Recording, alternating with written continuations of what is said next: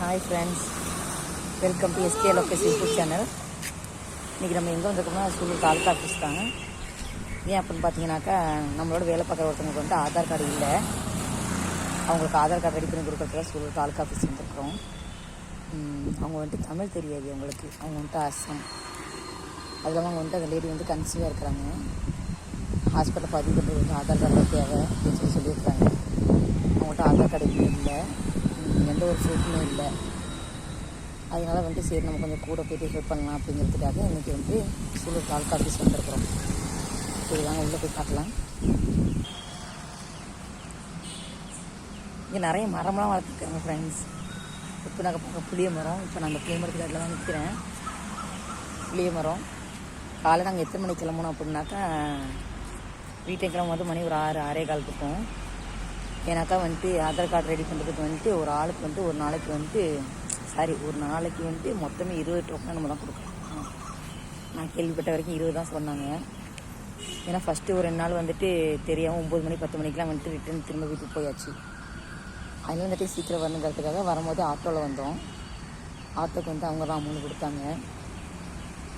இங்கே ஒரு 6-7 மணிக்கெலாம் வந்துட்டோம் சூலூருக்கு. வந்துட்டு இங்கே வந்து விசாரித்து பார்த்தோம். எங்களுக்கு முன்னாடி ஒரு 10-12 பேர் இருந்ததாங்க.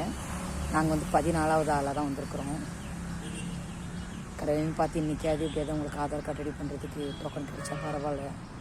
ஏன்னா ஏற்கனவே 2 டைம் வந்து ரிட்டன் திரும்ப போயிட்டோம். அப்புறம் அவங்க மாதம் வேறு இருக்கிறாங்களா, உள்ளே வந்து ஒரு 10 நிமிஷம் வெயிட் பண்ணோம். எப்படியும் 9 மணி 10 மணிக்கு தான் வந்துட்டு அந்த ஆஃபீஸ் திறப்பாங்களாம், சேவை மையம்.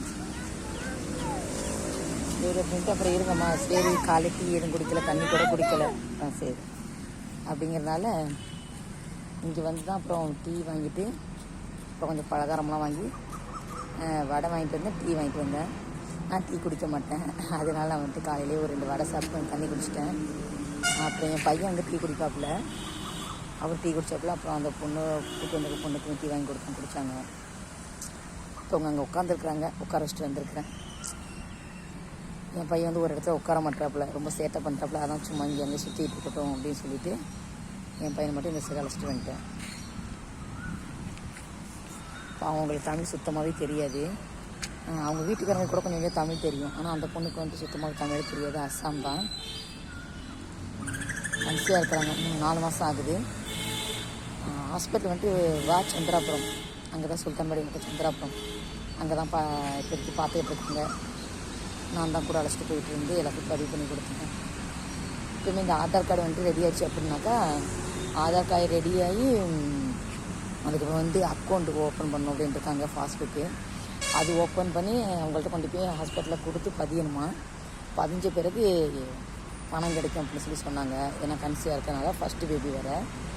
மொத்தம் வந்துட்டு 18,000 அமௌண்ட் சொல்லியிருக்காங்க. 3 டியூவாக கொடுக்குறதா சொல்லியிருக்கிறாங்க.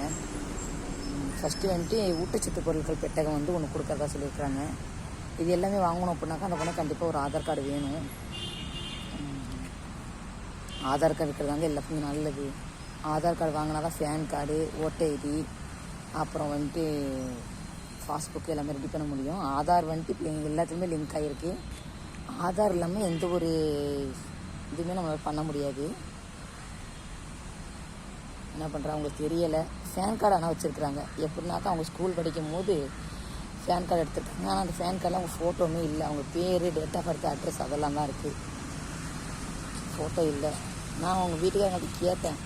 அவங்க சொன்னாங்க அஸ்ஸாம்லலாம் அப்படிலாம் கிடையாது, அதுமாதிரி டெலிவரிக்கெலாம் ஆதார் கார்டுங்க இதெல்லாம் கேட்க மாட்டாங்க, எந்த ஒரு ரூல்ஸுமே கிடையாது அப்படின்னாங்க. அது என்னங்கிறது நமக்கு தெரியாது. பார்ப்போம். இன்னைக்கு வந்திருக்கோம். கண்டிப்பாக நல்லபடியாக எப்படியாவது ஆதார் கார்டு மட்டும் ரெடி ஆச்சுன்னா போதும். ஏன்னா நம்மளால் ஒரு முடிஞ்ச ஒரு சின்ன உதவி. ஏன்னா நாங்கள் எல்லாமே ஒரே கம்பெனியில் தான் வேலை பார்க்குறோம். நான் வேலைக்கு போகிறதுல வீட்டில் தான் இருக்கிறேங்க. என் வீட்டுக்காரங்களோட அம்மா, அதாவது என் மாமியார் தான் வேலைக்கு போகிறாங்க. நான் என் பையனை பார்த்துட்டு வீட்டில் சும்மா தான் இருக்கிறேன். சரி ஃப்ரெண்ட்ஸ், போய்ட்டு அவங்க என்ன பண்ணுறாங்க இது பண்ணுறாங்கன்னு பார்க்குறேன். ஆதார் கார்டு இன்றைக்கி எடுக்க முடியுதா என்ன ஏதுங்கிறத உங்களுக்கு அடுத்த வீடியோவில் அப்லோட் பண்ணுறேன். பாய்.